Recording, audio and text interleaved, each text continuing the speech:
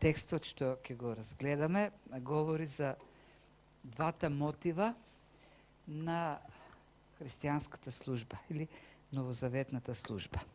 Апостол Павле неговиот живот на вера во Христос го опишува или го нарекува служење или служител на новиот завет. Тој така се представува. А секој служител или секоја служба предпоставува по дефиниција извршување на задачи. Оние кои се служители ќе извршуваат задачите на предпоставените, а за тоа секако имаат некаква мотивација. Или им даваат плата, или некаква награда. Треба мотивација. Исто така и службата за Христос е извршување на некакви задачи за Божјото царство, служење во црква, служење дома, служење во општеството, секаде каде што сме. И тоа носи некаков бенефит, секако и за оние што служат, а и на оние на кои што им се служи. Има радост во тоа, има исполнетост, има задоволство кога се служи некому, бидејќи така самиот Бог не создал и како што нели Господ Исус вели, пренесено од зборовите на апостол Павле, блажено е да се дава. Поблажен е оној што дава отколку оној што зима. Има радост, има блаженство тоа да се помага на другиот. Но во секој случај служењето си има и товар, има притисок, служењето е одговорност, има и секогаш страв дека може нема да успееме во тоа што го правиме, а многу пати и наидуваме на неразбирање, сакаме да служиме, да помагаме и токму на оние на кои сакаме да им правиме добро не разбираат често пати и наместо благодарност или оценување на работата добиваме укор. Ние им збориме и за спасение, сакаме да служиме за нивното духовно изградување, а тие многу пати наместо да го прифатат со радост и благодарност, го отврлуваат и дури и не напаѓаат за тоа. Така да има многу работи, многу измешани се чувствата, но како и да е, службата за Бог носи благодарно, носи некаков благодат и во исто време и товар, зашто треба да се троши и енергија, да се троши и сила, и време, подредување на приоритети и така натаму. Во тој поглед се постава прашањето што она што би го мотивирало служителот да продолжи, да истрае, да се посвети целосно во службата на Бог. И во овој стихови апостол Павле дава некои мотиви и како мотиви и така можеме да го разделиме текстот, гледате, некако симетрично е поделен на два дела. Првиот дел почнува со стравот од Господ. Вели и така, знаејќи го стравот од Господ, ние ги оверуваме луѓето и правиме некои други работи. Така, поттикнат од тој страв од Господа. А во вториот дел, од 14-тиот стих, говори за љубовта па Христова, љубовта што Христос се покажува, таа исто така пак не мотивира, не тера да правиме некои работи. Оној страв што ние го имаме кон Бог како мотиватор и она љубов пак што Бог ја покажува кон нас. Како два силни мотиватора кои апостол Павле го тераат да продолжи да истрае и покрај сета цена што треба да ја плати, да истрае во службата за Бог. Прво ќе почнеме со овој стравот, што всушност значи, што представува. И тука мораме да кажеме дека целата суштина е во еден реален поглед или реален однос кон Бог. Може ли стравот навистина да биде добар мотиватор? Современото мислење, и сметам дека е правилно, стравот може да биде мотиватор, да, за покорство, за служба, но не е и најдобриот мотиватор, не е еден мотиватор кој на долг рок дава резултат. Да, диктаторите сметаат на стравот и поттикнуваат страв како механизам кој ќе ги натера луѓето да им се покорат и да им служат. Има таков случај кога оние од блиското обкружување на Сталин оделе кај него, за да му кажат колку многу луѓето го сакаат, колку е омилен кај сите во Советскиот сојуз. Тој на крајот ги прашува дали ми се плашат луѓето, дали имаат страф од мене. Зашто сметал дека ако луѓето немаат страф, брзо ќе се свртат против него. Така да, она што го правила е да поттикнува страф. И тоа е методот на многуми на други. Сметат дека ако така покажат сила, власт, им се развикат, ако говорат силно, ќе успеат да ги покорат, да ги слушат. Тоа е нивниот метод. И тоа дека не станува збор за тоа. Бог не сака да не држи во некаков страф, во некаква фобија, за да му го слушаме и да му угодуваме. Стравот е нешто сосема друго. Стравот за кој говори овдека апостол Павле е едно разбирање, една реална представа за Бог. Едно разбирање на природата на Бог. Кој е тој? Познавањето на Бог неминовно и тој растеж во познавање на Бог неминовно ќе доведе до еден почит и еден страф. Страф исполнет со почит. И повеќе можеме да говориме за страхопочит, отколку за некаква фобија. Не станува збор за страф дека грешиме, дека имаме вина, дека сме непослушни. Страф од разбирањето или почит од разбирањето на тоа кој е Бог или колку Бог е голем или славен. И една илустрација која често пати се користи во тој поглед е електричната енергија. Знаеме дека таа има голема мок и знаеме дека има голема примена, широка примена. Ние сме буквално заобиколени со струја насекаде околу нас. Струја има над нас, над мене има струја има околу мене, покрај мене има уреди што се со струја, насекаде е струјата. Меѓутоа, и знаеме колку е користна. Ако сега снема струја, знам дека оние што се вклучени во техниката ќе се збунат и нема да знаат што да прават понатаму. Зашто сме зависни, се парализираме, прекинува животот се во современиот свет. Но во исто време знаеме дека струјата е опасна. Знаеме дека ако не постапуваме правилно со неа, плаќаме со живот. И многумина луѓе го загубиле животот од струја. Но тоа пак од друга страна не води кон параноја. Јас не знам луѓе кои навечер легнуваат во страв дека можеби ќе ги фати струја. Иако се обкружени од сите страни. Над нив има струја, околу нив има струја, има апарати до нив со струја, печки има, клими има, луѓе имаат и со подно греење, под нив водат на струја, ма не се плашат. Иако знаат дека струјата може да ги уништи. Не исклучуваат струјата од дома, зашто знаат дека не можат без неа. Во тој поглед може, тоа е таа идеја, нели, за оној страф, меѓутоа страф кој е разумен. Соломон, мудриот Соломон, вели дека стравот од Господ е почетокот на мудроста.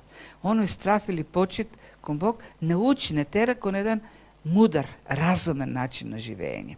Така и познавањето на струјата или еден правилен однос кон струјата поттикнува за еден правилно постапување. Така и со Бог. Знаеме кој е Бог, знаеме дека Бог е семоќен, знаеме дека е љубов, дека е добар, но во исто време знаеме дека тој е праведниот судија. И дека таа негова власт и мок, тој на крајот ќе употреби за да спроведе правда над секого. И ова, всушност, почетокот на овој дел е зборот и така. Тоа се надврзува на она што претходеше. А што претходи? Претходниот текст заврши со Христовиот суд. Се сеќавате, последниот пат зборавме и завршивме дека сите ние кои веруваме во Христос, еден ден ќе застанаме пред Христовиот суд за да одговараме за се што сме правеле, добро или зло, во овој живот овдека на земјата, во овие тела. Тоест, нашиот живот ќе биде представен пред Христос и ќе биде предмет на оценка, на евалуација. Ќе биде оценет секој наш збор, секој наша мисла, секој наше дело, секој наша постапка. И апостол Павле вели, и така, знаејќи го тоа, јас во еден страхопочит кон Бог, кон Исус Христос, се трудам да му угодам во се. Знаејќи дека целиот мој живот ќе биде оценет пред Бог. Знам дека има испит, еден ден на крајот ќе има коначен испит, на кој ќе биде проверен мојот живот. И знаејќи дека наближува испит, јас го имам тој страв, не паничен страв, не фобија од испитот, но страв кој ме тера мудро да живеам, да му угодувам на Бог и еден ден да се представам пред Бог како достоен, да ги слушнам на крајот зборовите добро сторено, верен и праведен слуго. Така, тој факт дека еден ден ќе застанам пред него како судија, ме тера во страв сега да живеам во почит да му угодам нему. Тој страв не ме парализира, туку тој страв ме мотивира да се однесувам соодветно. И понатаму, имајќи го тој страв од Господа, и ние ги уверуваме луѓето. Значи, живејќи во тоа сознание кој е Бог, каков е Бог, што не очекува сите, јас во мојата служба се обидувам постојано да ги убедувам и другите. И ако некако може да се кратко представи службата на апостол Павле, тоа е служба на угодување на Бог и служба на убедување на другите и они да го прават истото.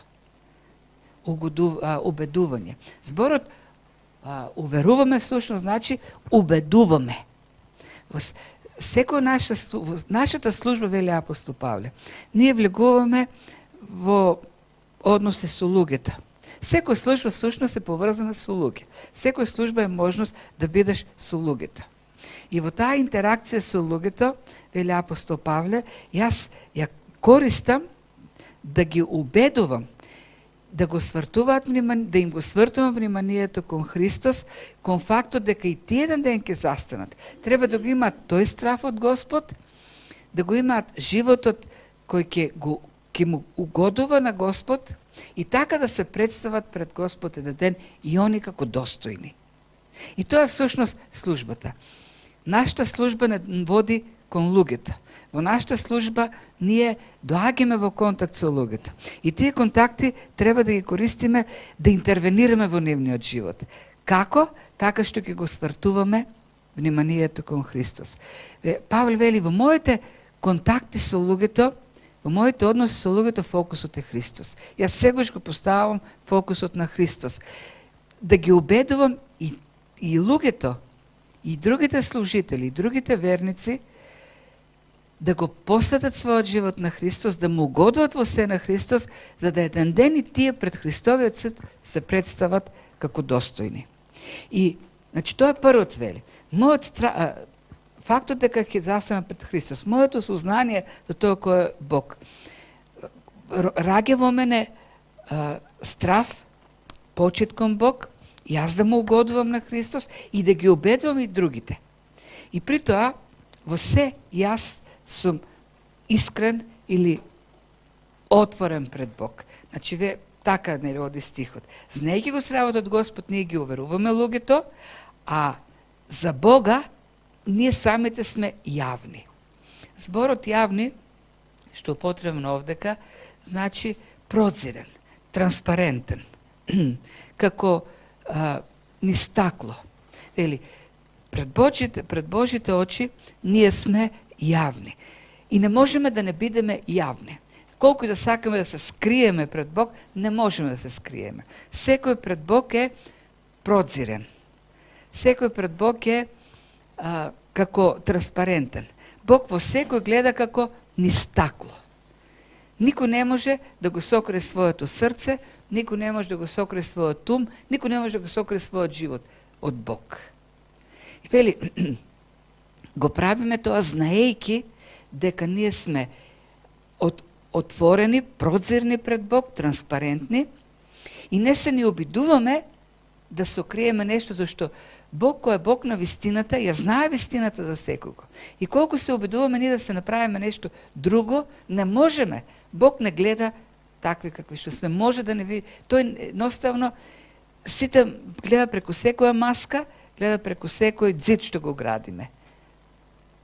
И еден ден тој ќе не исправи пред вистината за самите нас.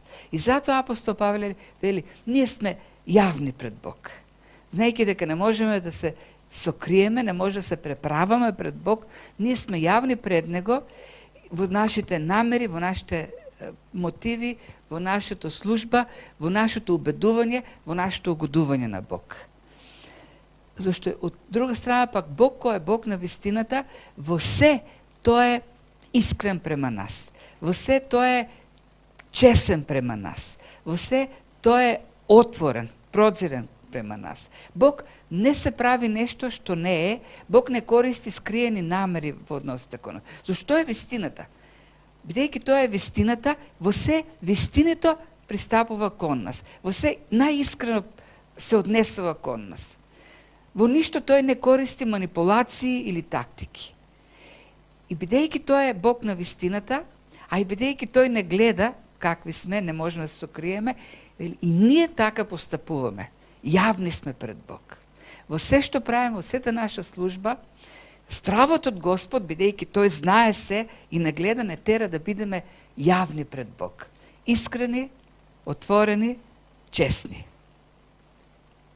И тоа го правим, вели, пред Бог, а го правим и пред совеста на луѓето. Се надавам дека сум познат и на вашите совести. Ние угодуваме во Бог на се, бидејќи го имаме стравот од Господ, ги убедуваме луѓето, во тоа сме искрени пред Бог, јавни сме пред Бог, а и пред вашата совест. И сега, кога го кажува тоа овдека на коринтијаните, ние се надеваме така како што сме искрени пред Бог, како што сме отворени, прозирни, транспарентни пред Бог, се надам дека и пред вашата совест сме такви. И сега, читајќи ги овие две посланија, знаејќи ја историјата на Павле што има со Коринската црква, можеме да кажеме дека не постои друга црква како Коринската, која можела толку јасно да го види искреното срце на Павле и навистина посветеноста што тој има кон нив. Толку пати ги посетувал, ова е четврто послание што им го пишува. И ова е пишено со солзи. Павле човек кој буквално се дал целиот за овие верници во Коринт. И затоа вели овдека, вашата совест треба да го потврди тоа. Вашата совест и сведоштвото што го имам пред вас е толку јасно, толку е познато на сите вас. Толку многу сум направил со искрено срце, толку многу сум се жртвувал и сум бил толку чесен спрема вас, откриен. Не сум криел ништо пред вас. И покрај сето тоа, можеме да видиме како овие луѓе, па најмногу критикуваат Павле. Оне на кој што најмногу направил, оне за кој најмногу направил, најмногу критикуваат. И сега, во кого е вината? Во глава 6 ќе го видиме тоа после некоја недела, тој им вели, устата наша е отворена за вас, коринтијани, нашата уста е отворена. Збориме, проповедаме. И срцето наше се расширува. Вам не ви е тесно во нас, не ви е тесно во нашите срца, но тесно ви е во вашите срца. За исто вознаградување ви зборувам како на чеда, бидете и вие широки. Причината заради која Павле е критикуван од коринтијаните не е неговото тесноградие, туку нивното тесноградие. Вели, во нашите срца воопшто не ви е тесно.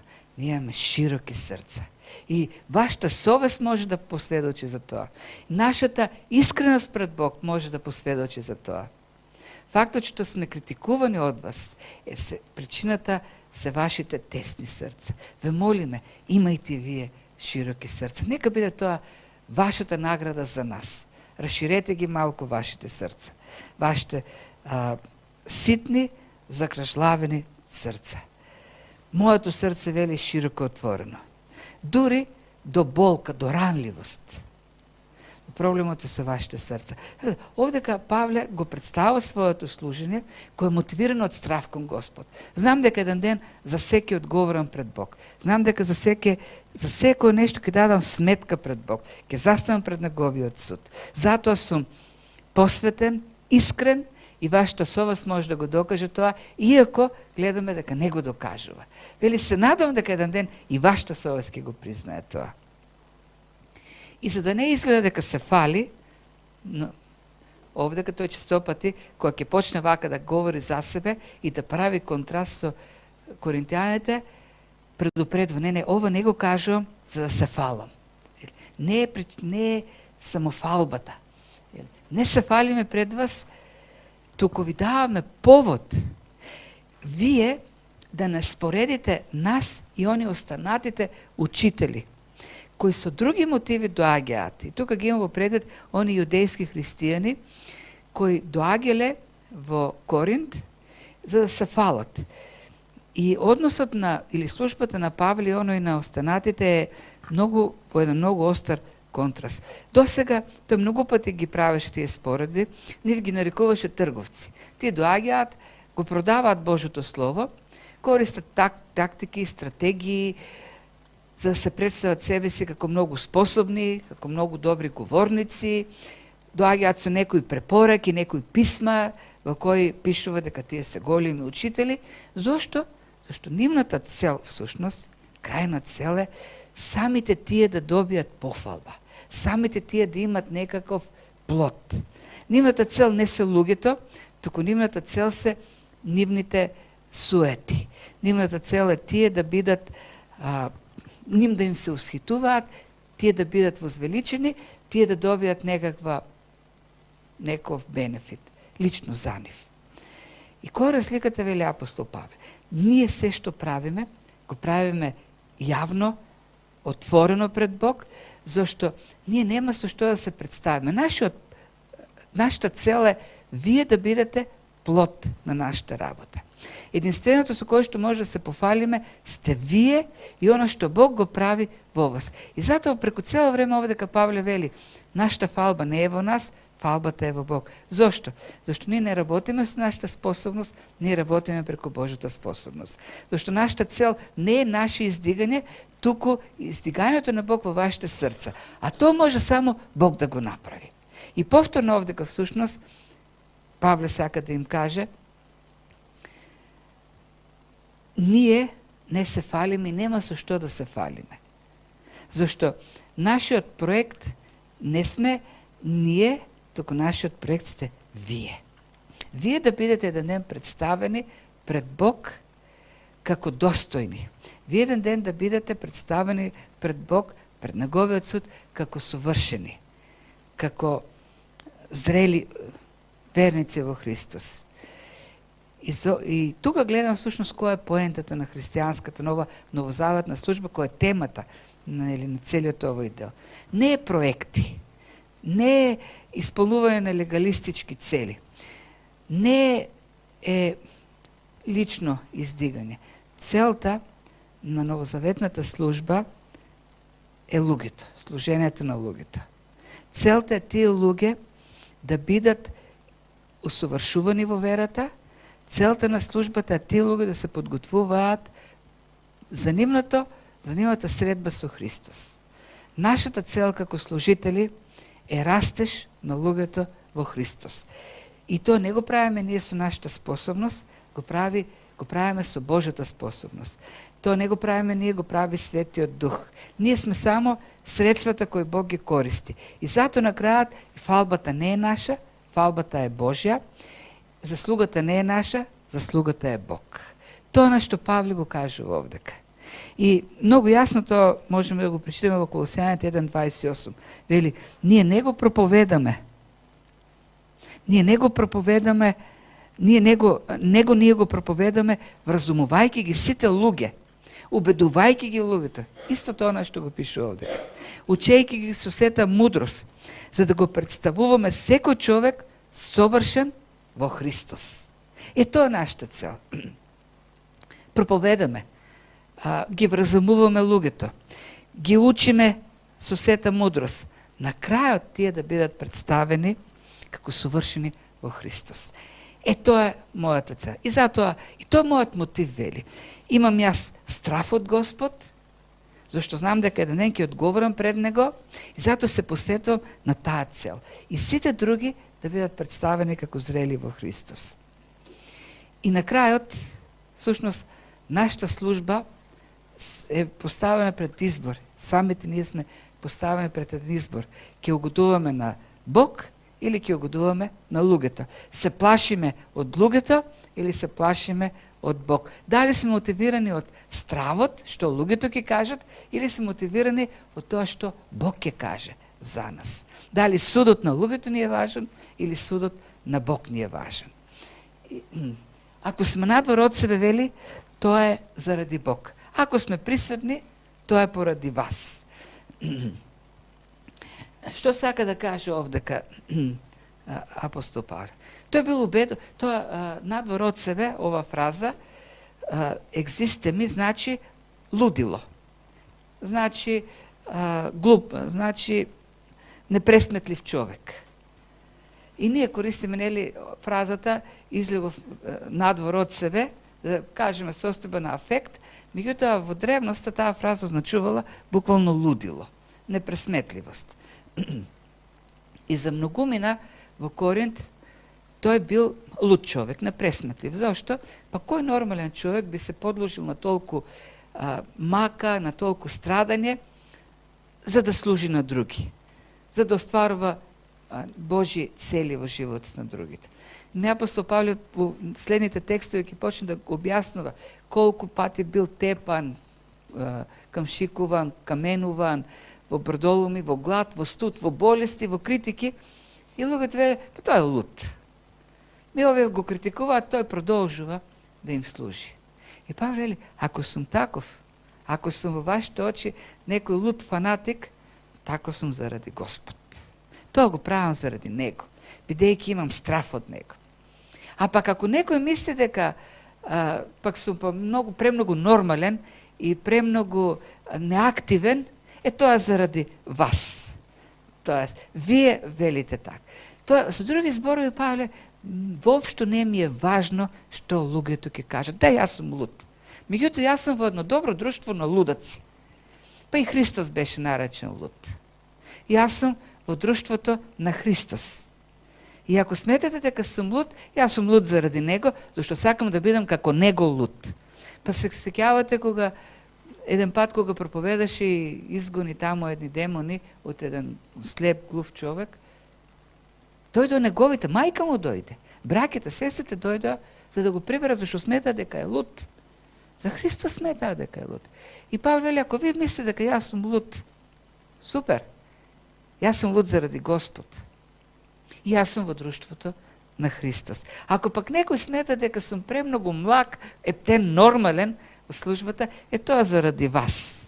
Вие ме сметате таков. Ама мене, јас сум ослободен, вели апостол Павле, од притисокот што вие мислите. Зашто ослободен од тој притисок, јас можам да бидам слободен да го вршам она што Бог го сака.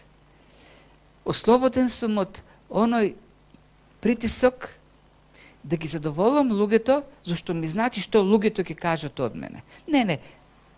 Мене ми значи што Бог ќе каже. Луд сум, за Господ сум луд. Мислите дека не сум доволно посветен? Заради вас сум таков. Вие мислите така. Но вашата совест јасно говори каков сум. Мојата откриеност пред Господ јасно кажува од што сум мотивиран. Мојот страв, тој здрав однос на стравопочит кон Бог, ме држи да бидам верен на службата. И не толку чувствителен на мисленето на луѓето и како они ќе реагираат на мојата служба. И тоа е оној стравопочит, сушност. Тоа е се она што значи стравот од Господа. Кон што го тера? Стравот од Господа, стравот дека ги застане пред судот Христов, го тера да мисли на Божјото, да биде заинтересиран или загрежен за Божјото мислене, а не за мисленето на луѓето.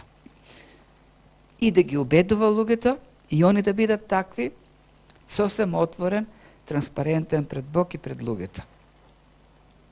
Вториот дел, од 14 стих, говори за таа контролираност од љубовта на Христос.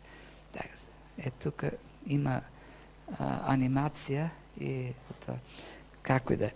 Значи, стравот од Господ, стравот што го имаме кон Господ и љубовта што Бог ја покажува кон нас, како втор мотиватор. И ќе видиме овој мотиватор како посилен се покажува. Овој мотиватор се покажува како посилен во тие односи. Вели овој, таа љубов кон што Христос се покажува дека генетивната форма, не нашата љубов кон Христос, неговата љубов кон нас. Не гони, вели пишува апостол Павле. Или зборот не гони, буквално значи не тера, не става во позиција едноставно да немаме избор. Не можам да одолеам.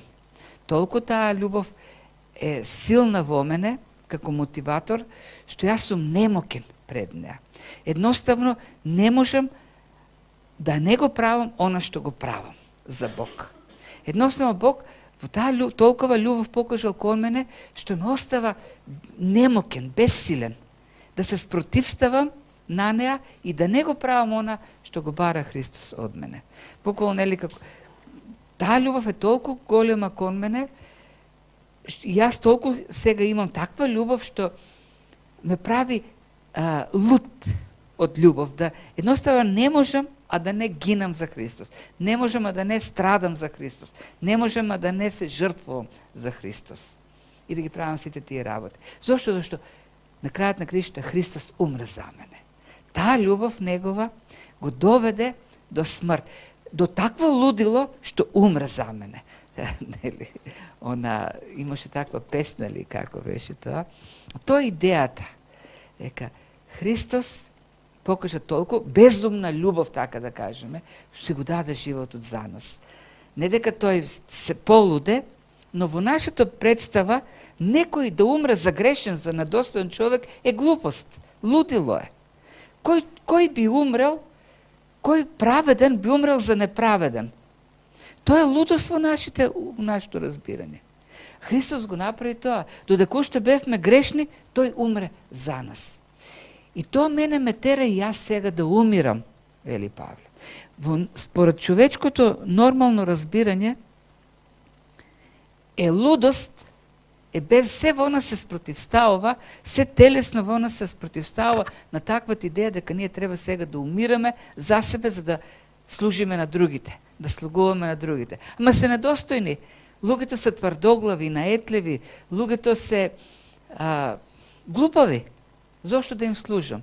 Христос умре за нас да ни даде живот во кој ние ќе служиме на другите. Тоа е таа идеја.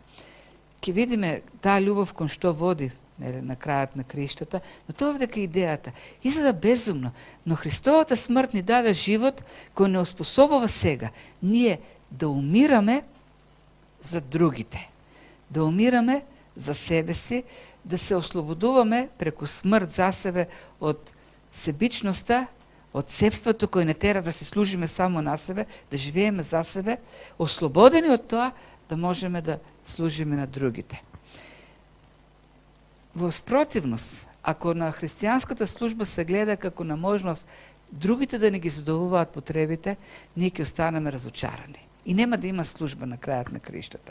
Зашто во таа фрустрираност, разочараност, ние ќе се оттргнеме од оној од кој сме очекувале да не ги задоволуваат потребите. Но Христос не направи така. Христос умре за нас. Христос умре за да ги задоволува нашите потреби и во таа задоволеност ние можеме исполнетост ние умираме за себе за да служиме на другите. И тоа е всушност она вистинскиот живот и вистинската служба за Христос.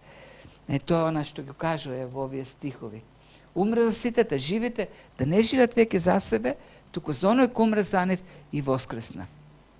Кога еден умрел, сите сме умрели. Ние се сврзуваме со Христовата смрт на крстот, умираме со Него за себе, во таа смрт Христова, но воскреснуваме за поинаков живот. Живот кој е како Христовиот, посветен на служба. И всушност тој нов живот ни дава нови погледи, нов начин на гледање. Нов начин на гледање на луѓето.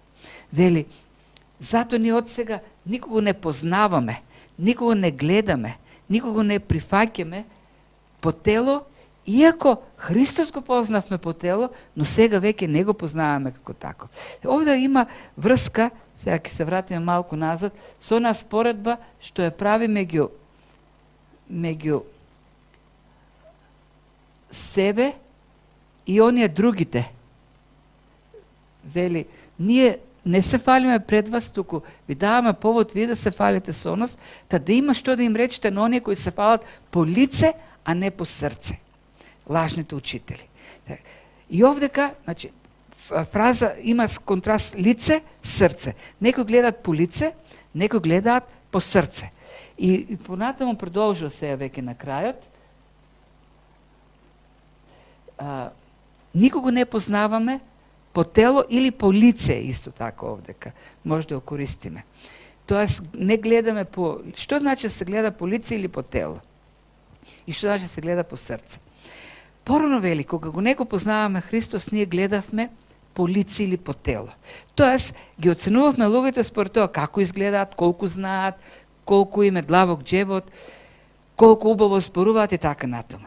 Вели, дури јас, вели Павле, ние, евреите, кажува, тој си имал пред себе си неговите помошници кои се евреи, ние гледавме на Христос по лице, по тело гледавме. И гледајќи на Христос по тело, ние рековме, тој не е Месијата. Зошто? Зашто Месијата треба да не ослободи од римјаните. Месијата треба да стане цар на евреите. И така евреите да ги направи главни во светот. Но што направи Месијата кога дојде тој Исус? Тој рече да ги сакаме римјаните, да се молиме за нив. Ако не удрат, по едниот образ им го свртиме другиот. И не само што не отиде на престол, не седна во Ерусалим, тој заврши на крст на крајот.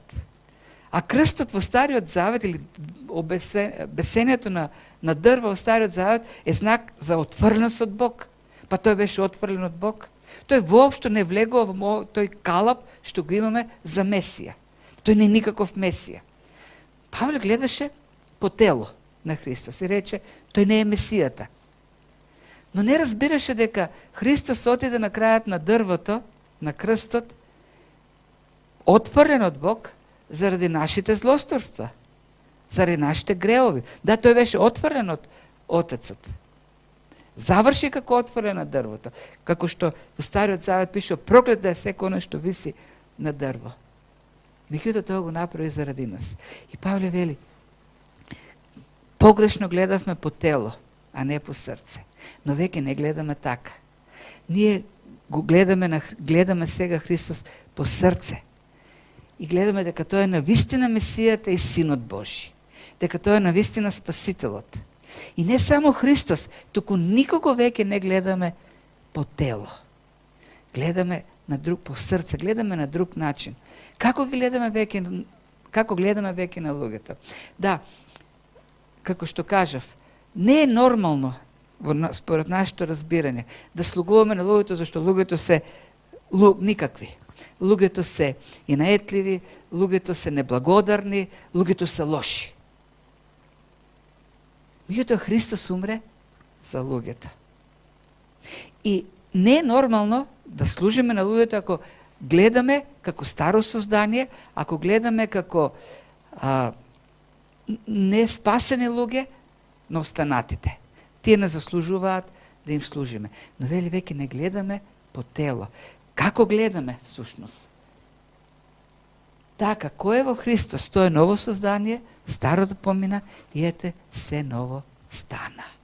Сега гледаме како нови созданија на другите како нови созданија. Не гледаме како по тело, како на некој дали заслужува или не заслужува. Христос умре за нив за да направи нови созданија. Ние сме како нови созданија, гледаме на нив како нови созданија. Гледаме како на луѓе чии што образ во нив Бог го обновува и гради Божи образ. Гледаме на нив како на некој за кој Христос умре за да бидат доведени како совршени во Христос. Како зрели во Христос, како спасени во Христос. Да, луѓето се лоши, да, луѓето се неблагодарни и наетливи и сите сме такви. Зошто?